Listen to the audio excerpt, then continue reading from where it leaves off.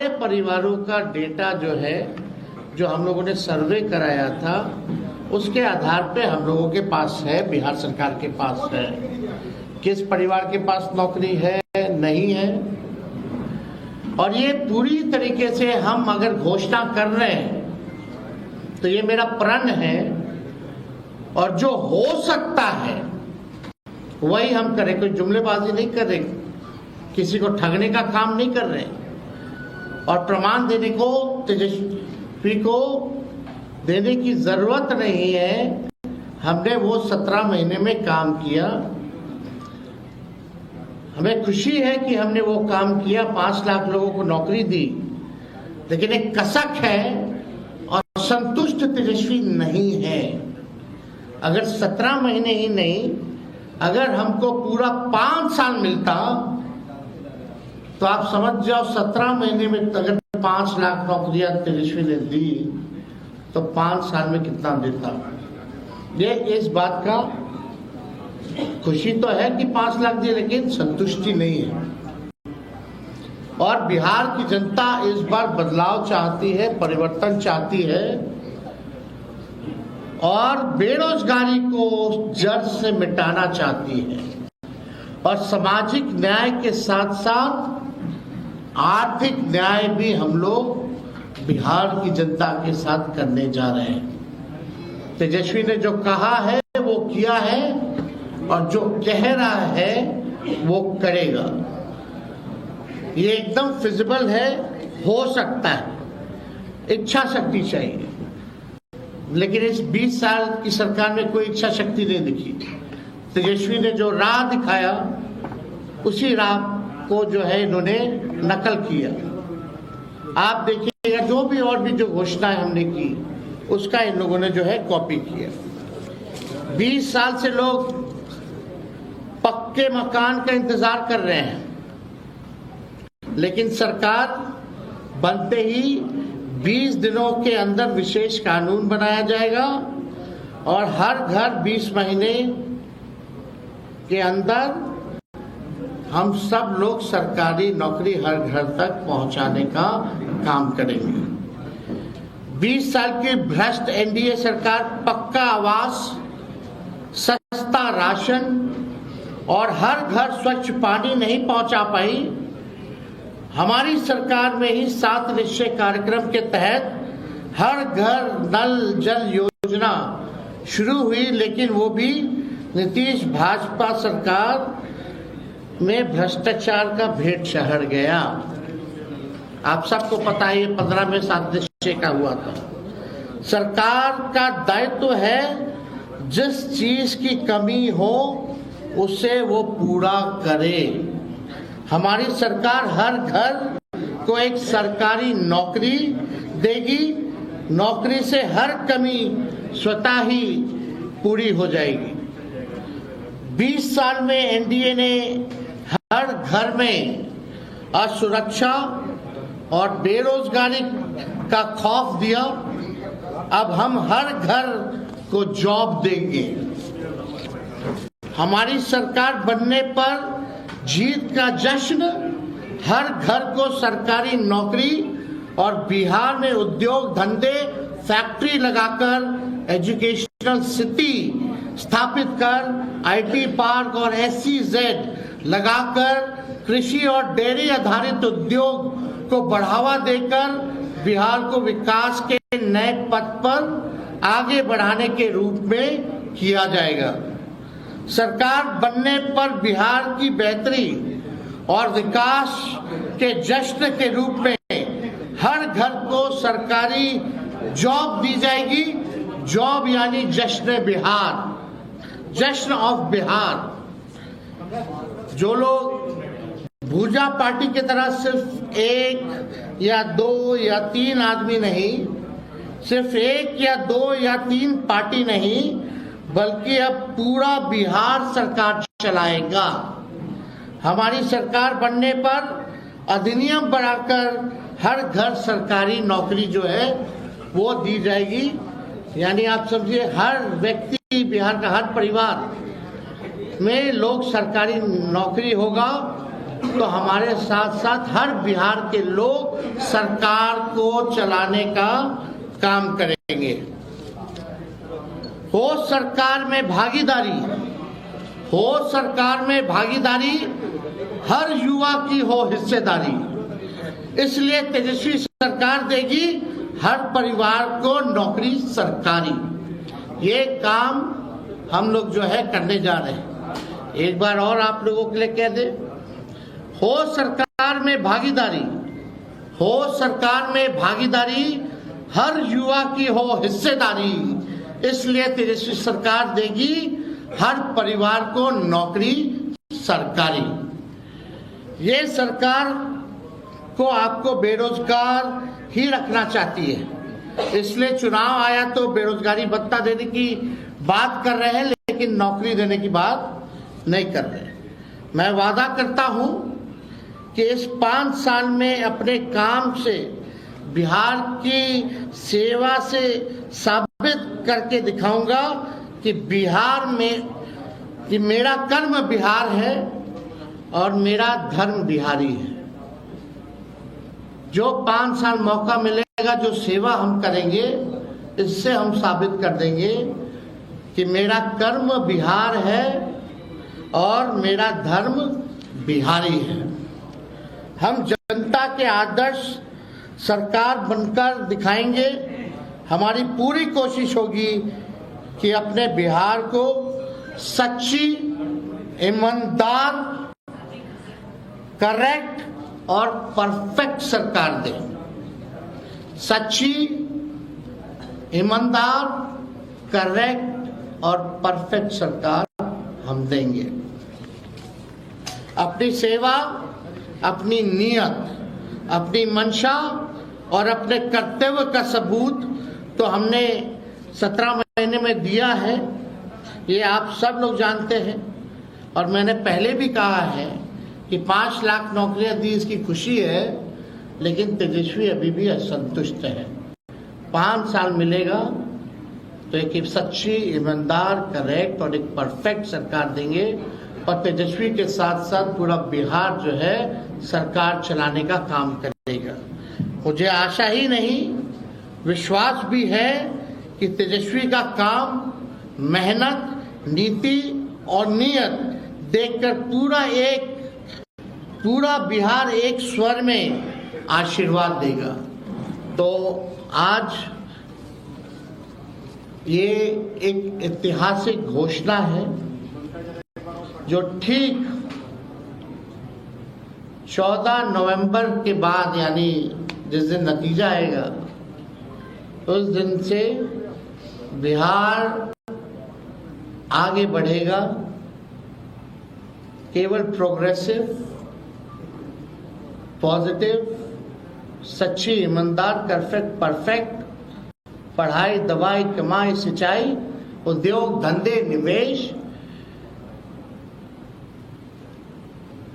और कारखाने, sugar mill, jute mill, food processing unit, agro based industry, infrastructure के मामले में, डेयरी के मामले में जो है, चाहे किसान हो, मजदूर हो, नौजवान हो, छात्र हो, माताएं हो, बहनें हो, बुजुर्ग हो, दिव्यांग हो, कोई जात हो, कोई धर्म हो, कोई वर्ग हो, हमारी सरकार किसी के साथ भेदभाव नहीं करेगी, सबको साथ लेके चलेगी, सबकी भागीदारी होगी और एक नया बिहार हम लोग बनाएंगे, एक बेहतर बिहार बनाएंगे, एक विकसित बिहार बनाएंगे, बिहार को नंबर 1 बनाएंगे।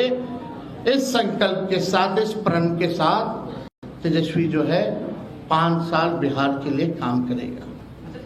तो ये निश्चित रूप से जो प्रेस कॉन्फ्रेंस है, ये इसी विषय पे अगर आप लोगों का कोई सवाल हो तो आप लोग पूछ सकते हैं।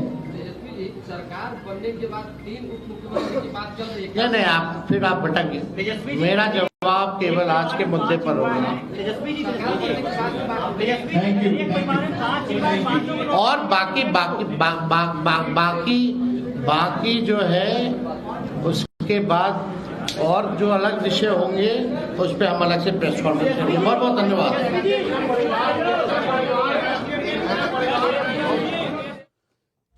तेजस्वी यादव को आप सुन रहे थे। चुनावी घोषणा पत्र लेकर तेजस्वी यादव बैठे हुए थे कि चुनाव में अगर वो जीतते हैं, उनकी पार्टी जीतती है, मुख्यमंत्री बनने का मौका उनको मिलता है, तो वो बिहार के लिए क्या करेंगे। पूरा डिस्कोर्स वो चेंज कर रहे हैं। जिस तरह का लेवल अभी तक आरजेडी पर लगा रहा है, उसको वो साफ करने, क्लीन करने की पूरी कोशिश कर रहे हैं।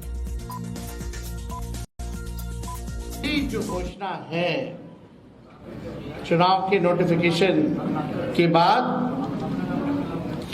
बिहार के जिस भी परिवार के पास सरकारी नौकरी नहीं है,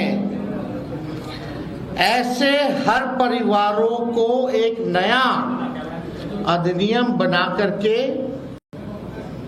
अनिवार्य रूप से उन परिवार में नौकरी जो है दी जाएगी। यानी सरकार बनते ही इन्होंने 20 साल तक कोई नौकरी नहीं दी, कोई रोजगार नहीं दी, लेकिन सरकार बनते ही 20 दिनों के अंदर यह अधिनियम बनाया जाएगा और 20 महीने में ऐसा कोई बिहार का घर नहीं बचेगा जिसके पास सरकारी नौकरी नहीं होगी। यानी सरकार बनते ही 20 दिनों के अंदर अधिनियम बनाएंगे और 20 महीनों के अंदर जिस परिवार में भी सरकारी नौकरी नहीं है, तेजस्वी उस हर परिवार को एक सरकारी नौकरी दिलाने का काम करेगा। ये हम लोग, आप जानते हैं, कोई प्रमाण देने की जरूरत नहीं है। और ये जो हम घोषणा जो कर रहे हैं, बहुत लोगों का सवाल होगा कैसे होगा, कब होगा, क्या तरीका है। ये सवाल उस समय भी पूछा गया था 20 में, और उस समय भी हमने कहा था कि ये साइंटिफिक रूप से हम लोगों ने अध्ययन किया है। हम लोगों के पास वैसे सारे परिवारों का डेटा जो है, जो हम लोगों ने सर्वे कराया था, उसके आधार पे हम लोगों के पास है, बिहार सरकार के पास है। तेजस्वी यादव को पता है कि बिहार में रोजगार को लेकर पिछले काफी वक्त से काफी सारे विरोध प्रदर्शन, आपने देखा कि सड़क पर आए युवा और विरोध प्रदर्शन हो रहा था। इसलिए उन्होंने सबसे बड़ा हथियार, सबसे बड़ा मुद्दा इस बार बेरोजगारी को बनाया और वो रोजगार देने की बात कर रहे हैं। लेकिन माफ कीजिए, तेजस्वी यादव कह रहे हैं कि वो 20 महीने के भीतर जिस भी बिहार के परिवार के पास नौकरी नहीं है, उस परिवार को नौकरी देंगे, उसके लिए अधिनियम आएंगे। थोड़ा सा इसको आंकड़ों की कसौटी पर तौलने की कोशिश करते हैं। देखिए, बिहार की जो जातीय सर्वेक्षण 2023 है, उसके मुताबिक राज्य में केवल, ध्यान से सुनिएगा, राज्य में केवल 1.57% लोगों के पास सरकारी नौकरियां थी। 2023 की बात कर रहा हूं, यानी कि 2 साल पहले जो जातिगत सर्वेक्षण हुआ उसके मुताबिक, जो लगभग 2 मिलियन लोग हैं। और आपको बता दें कि बिहार की आबादी कितनी है, जरा वो देख लीजिए। बिहार की आबादी 134.3 मिलियन है, यानी कि लगभग 13.5 करोड़ आप कह सकते हैं। लेकिन तेजस्वी यादव का जो ये बड़ा दावा है, इस पर जरा आंकड़ों के जरिए बहुत ध्यान देना इसलिए जरूरी है कि ये बातें सिर्फ पॉलिटिकल या राजनीतिक बयानबाजी है या इसको सही मायने में जमीन पर उतारा जा सकता है। अगर तेजस्वी कह रहे हैं कि वो हर परिवार को सरकारी नौकरी देंगे, तो क्या यह संभव है? क्योंकि इस वक्त राज्य में केवल 1.57% लोगों के पास सरकारी नौकरियां हैं, 2023 का जो आंकड़ा है उसके मुताबिक। सारिका पासवान हमारे साथ जुड़ गई हैं। सारिका, कैसे ये पॉसिबल हो पाएगा कि 20 महीने के भीतर आप अधिनियम लेकर आएंगी और पूरे बिहार में हर परिवार जिसके पास सरकारी नौकरी नहीं है, उनको नौकरी आप लोग देंगी? क्या ये पॉसिबल है? क्योंकि इतनी तो नौकरियां नहीं है, ये सिर्फ और सिर्फ चुनावी वादे हैं। पॉसिबल था तभी तो हमने 17 महीने में 5.5 लाख लोगों को नौकरी नौकरी दिया। तो उस हिसाब से भी अगर जोड़ लीजिए, उस हिसाब से भी अगर सारिका जोड़िए तो 17 महीने में कितना 5.5 लाख लोगों को आपने नौकरी दी, ये दावा कर रही हैं जी। तो 20 महीने में कैसे आप देंगी? ये मुझे लग रहा है कि अगर हम आंकड़ों के हिसाब से देखिए, 1 मिनट रुक जाइए, मैं आपको आंकड़ों पर ही लेकर चलता हूं। अगर 13.5 करोड़ आबादी है बिहार की और एक परिवार में 5 लोग मान लेते हैं या 4 लोग मान लेते हैं और मान लेते हैं कि 1% परिवार के पास सरकारी नौकरी है, तो भैया 98% लोग ऐसे हैं जिनको आपको नौकरी देनी पड़ेगी सरकारी की, अगर आप बात कर रही हैं तो। देखिए, सबसे पहले तो एक बात मैं यहाँ आपको मेंशन कर दूं कि जब हमने 5.5 लाख नौकरी दी थी तो कई ऐसे विभाग थे जहां हमने कि इनपैनल्ड किया था, नौकरियां जो है, रिक्तियां जो थी कई विभागों में ऑलरेडी पहले से हैं और उन रिक्तियों को लगभग अगर हम उन्हें जोड़े तो लगभग अभी भी 10 लाख ऐसे रिक्त पद है जहां की आप कल के कल लोगों की भर्ती करवा सकते हैं। लेकिन देखिए, चूंकि ये 20 सालों की सरकार है जिसमें आप अगर इनके आंकड़े ले लीजिए तो 20 सालों में ये आपको आंकड़े देंगे कि 7 से 8 लाख नौकरी दी गई है और वो 7 से 8 लाख की जो ये डेटा देंगे उनमें से 5.5 लाख नौकरियां जो है वो 17 महीने के शासनकाल में दी गई है। समझना चाहता हूं, मैं खुद एक बिहारी हूं सारिका, मैं खुद एक बिहारी हूं, बिहार से आता हूं, सीतामढ़ी जिला मेरा घर है और मैं बिहार को बहुत अच्छे से समझता हूं, बिहारी होने के नाते भी मैं कह रहा हूं। मैं समझना चाहता हूं कि 20 महीने में आप लगभग 6 करोड़ नौकरियां, या 6 करोड़ भी छोड़ दीजिए, 4 करोड़ नौकरी आप कैसे देंगी? कहां से पैदा करेंगी बिहार में इतनी सारी नौकरी? अवसर पैदा कैसे करेंगी? और अगर अवसर पैदा भी कर देती हैं तो जो 17 महीने में 5-5.5 लाख नौकरी जो पार्टी दावा कर रही है वो दे पाई, तो वो 20 महीने में इतनी नौकरियां कहां से लाएगी? ये तो सिर्फ हवाई बातें हैं। देखिए, आपने बोला कि कहां से लाएंगे नौकरियां, तो मुझे तो याद आ गया जो नीतीश जी कहा करते थे, कहां से देगा पैसा, अपने बाप के घर से देगा क्या? तो तेजस्वी यादव जी ने तो करके दिखाया और तेजस्वी यादव जी कह रहे हैं कि अध्यादेश लाएंगे और हर एक बिहार वासी के घर में एक नौकरी होगा। और मैं स्पष्ट कर दूं यहाँ, हमारे जब तो अच्छा चलिए एक चीज बता दीजिए सारिका, एक चीज बताइए, सुनिए, ये जब आप लोग ये तैयार कर रही होंगी कि हमारा मैनिफेस्टो ये होगा, तो आप लोगों ने उस पर थोड़ा सा अध्ययन भी किया होगा, तो आप लोगों के आंकड़े के हिसाब से कितने परिवार ऐसे हैं बिहार में जिनके पास सरकारी नौकरी नहीं है? कुछ तो काउंट होगा आपके पास, कोई तो आंकड़ा होगा। आंकड़े भी देखिए, आंकड़े भी आपके सामने आ जाएंगे। अब आप एक एक घर का आंकड़ा लेंगे तो वो सारे आंकड़े हैं। देखिए, जब बिहार में जातीय आधारित गणना हुई थी, बताइए कि जब आप लोग अंदाजा लगा रही होंगी कि भाई हम 20 महीने में हमको नौकरियां देनी है सरकारी, तो इतने परिवार को हमको इसमें शामिल करना पड़ेगा और इतने परिवार के लिए इतनी नौकरियां चाहिए, इतने पद अभी खाली पड़े हैं बिहार में और इतने पद हमको जनरेट करने पड़ेंगे, इतनी बहालियां हमको जनरेट करनी पड़ेंगी। क्या आंकड़ा है आपके पास? बिल्कुल, मैं वही आपको आंकड़े दे रही थी। देखिए, बिहार में अभी कुछ महीने पहले ही जाति आधारित गणना हुई थी। जाति आधारित गणना में लोगों की शैक्षणिक भी और आर्थिक भी गणना हुई थी। किस परिवार में कितने नौकरी है, कौन रोजगार कर रहा है, कौन पकौड़े तल रहा है, ये सारी जानकारी जो है ना आज बिहार सरकार के पास है और लिखित रूप में है, दस्तावेज है। कहीं से अब आपको दूसरे प्लेनेट में जाके लेकर के नहीं आना है।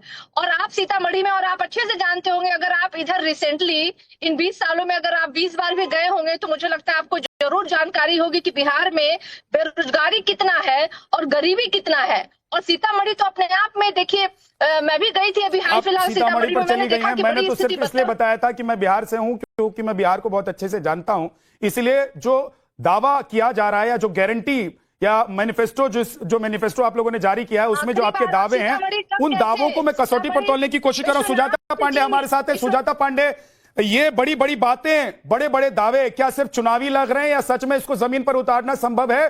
जो अभी 20 साल में नीतीश कुमार नहीं कर पाए, जेडीयू और बीजेपी की सरकार नहीं कर पाई, 17 महीने में जेडीयू और आरजेडी की सरकार में तेजस्वी यादव ने 5.5 लाख नौकरियां दी। अब पॉसिबल है कि जो काम रह गया है तेजस्वी 20 महीने में कर देंगे। 20 महीने तो छोड़िए, मैं कह रहा हूं अगर 5 साल के लिए भी आ जाएंगे तो भी क्या पॉसिबल हो पाएगा इतने सारे परिवारों को बिहार में सरकारी नौकरी देना? क्योंकि बिहार की सरकार सेंट्रल में, दिल्ली में तो नौकरी पर भेजेगी नहीं किसी को। देखिए, पहले तो ये हैं कि अब ये वापस आके बेरोजगारी के मुद्दे पे आ गए हैं तो अच्छी बात है, क्योंकि राहुल गांधी का लगता है कि एसआईआर वोट चोरी वाला मुद्दा बिहार में चल नहीं रहा है। अब आते हैं नौकरी पे।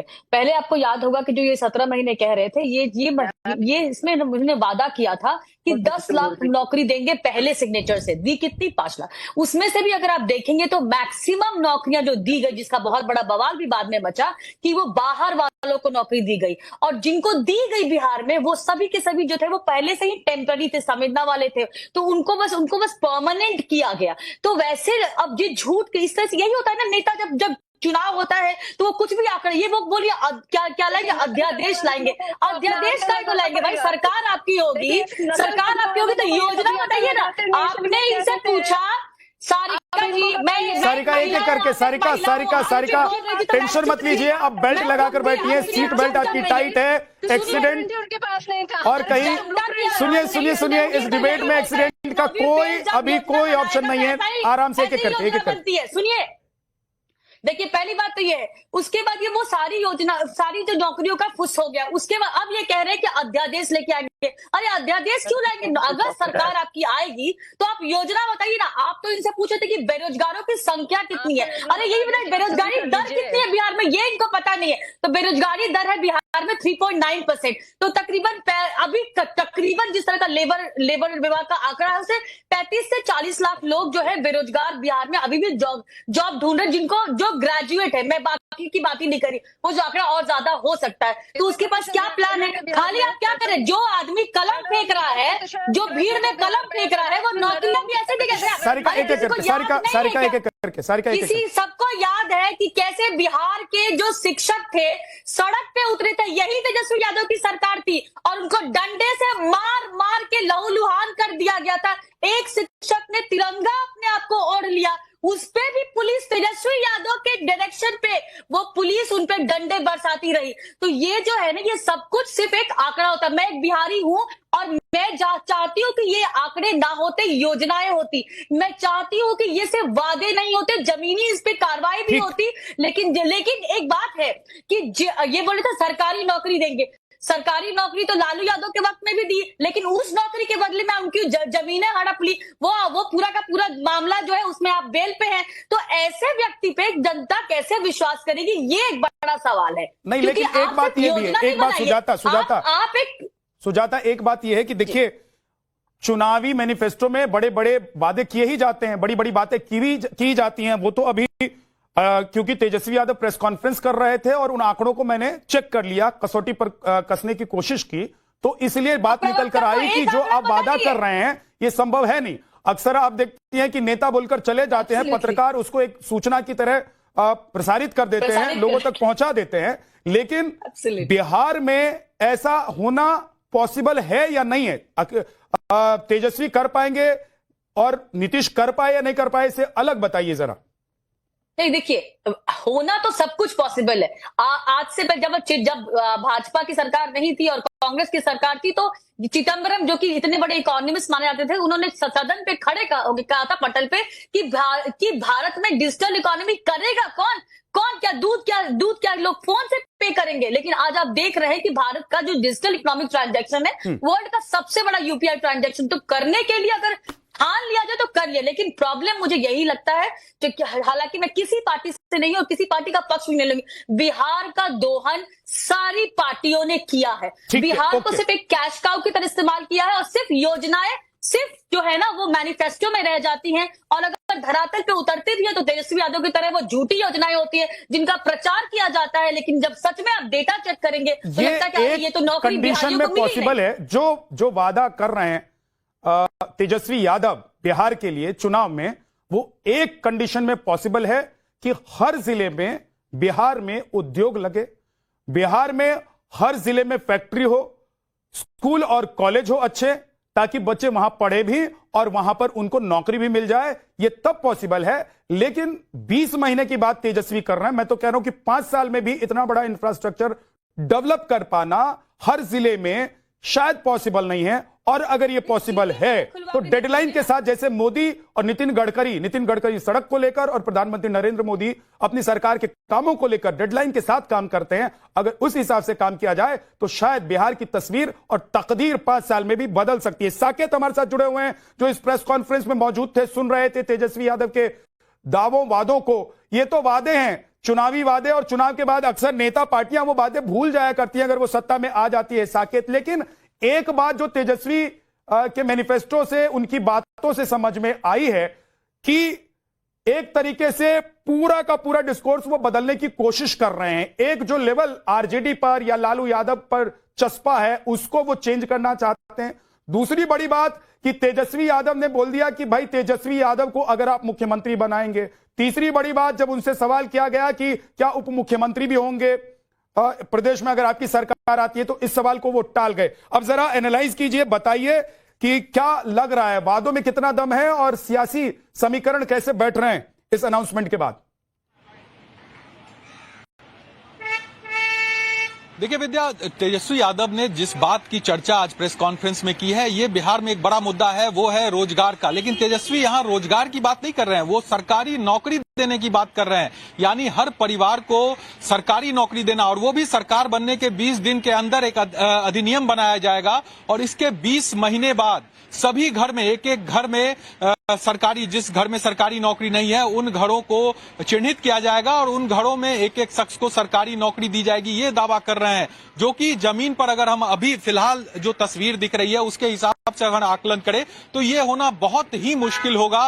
क्योंकि सबसे बड़ी बात है कि जो अभी अगर हम नौकरी की बात करें यहाँ के परिवारों में, तो वही 2% से कम ऐसे परिवार हैं जिस परिवारों में सरकारी नौकरी है। तो ऐसे में 98% परिवार अभी ऐसे हैं जहां पर सरकारी नौकरी नहीं है। उन लोगों को कैसे चिन्हित करेंगे और कैसे वहां इतनी बड़ी संख्या में वो सरकारी नौकरी देंगे? क्योंकि उसके लिए जो डिपार्टमेंट है, जो विभाग है या फिर जो स्कूल है, कॉलेजेस हैं, तमाम जगहों पर उतनी वैकेंसी भी होनी चाहिए ताकि आप इतने लोगों को वहां पर नौकरी दे सके। इसके अलावा उसकी वेतन की व्यवस्था और तमाम चीजों की व्यवस्था, ये बहुत बड़ा बर्डन होगा बिहार सरकार के सर पे। वो कैसे वो पूरा करेंगे, इसको लेकर भी कोई कह सकते हैं ना कि रोड मैप वो उन्होंने नहीं दिया। उन्होंने ये जरूर कहा कि पैसों की व्यवस्था कैसे होगी उसकी भी हमने पूरी तैयारी कर ली है, किस तरह से इसके लिए पैसे आएंगे और कहां कहां से आएंगे, तमाम तैयारी हमने कर ली है। तो सिर्फ कागज पर चीजें बना लेने से नहीं होता है, उसको जमीन पे उतारना एक मुश्किल खड़ी होगी। इसीलिए मैंने आरजेडी की प्रवक्ता सारिका पासवान हमारे साथ है, उनसे मैंने सवाल किया कि सारिका, आप लोग जब ये मैनिफेस्टो तैयार कर रही होंगी तो कुछ तो आप लोगों ने आंकड़े निकाले होंगे, कुछ आप लोगों ने देखा होगा कि बिहार में इतने प्रतिशत परिवार हैं जिनके पास नौकरी नहीं है और सरकारी नौकरी नहीं है। तो वो आंकड़ा अगर आप लोगों ने देखा होगा, क्योंकि पार्टी की प्रवक्ता हैं आपको वैसे भी पता होना चाहिए, लेकिन अगर आपने वो आंकड़े देखे होंगे तो थोड़ा सा बताने की कोशिश कीजिए ताकि हम लोग भी समझ पाए कि तेजस्वी यादव जो वादा कर रहे हैं उस वादे को जमीन पर उतारना पॉसिबल भी है या नहीं है। अवधेश कुमार जी, वरिष्ठ पत्रकार, हमारे साथ जुड़ गए हैं। सर, बहुत बहुत स्वागत है। बिहार से बड़ी अच्छी खबर आ रही है, तेजस्वी यादव कह रहे हैं कि सरकार बना दीजिए, मुख्यमंत्री बना दीजिए। तो 20 महीने में जिस परिवार के पास सरकारी नौकरी नहीं है, सरकारी नौकरी ढूंढ ढूंढ कर, चुन चुन कर सब परिवार को दूंगा। सर,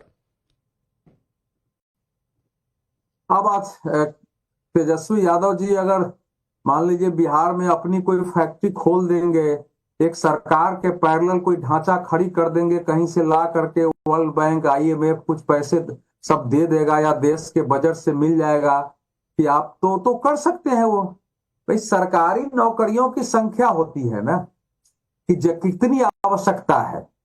मान लीजिए अगर 10 लाख कर्मचारी है बिहार में, 2-2.5 लाख बताया जा रहा है कि सब रिक्त है। अगर कोई भी सरकार कोशिश करेगी तो जितने पद है उतने ही दे सकती है ना, पद से ज्यादा वो कहां से दे देंगे। तो ये जो इसका अर्थ यही हुआ ना कि तेजस्वी यादव जी 2 बार उप मुख्यमंत्री रहने के बावजूद बिहार में रोजगार की क्या संभावनाएं हो सकती है, लोगों का जीविकोपार्जन कैसे चलेगा, इस पर उनकी कोई समझ और स्टडी है ही नहीं।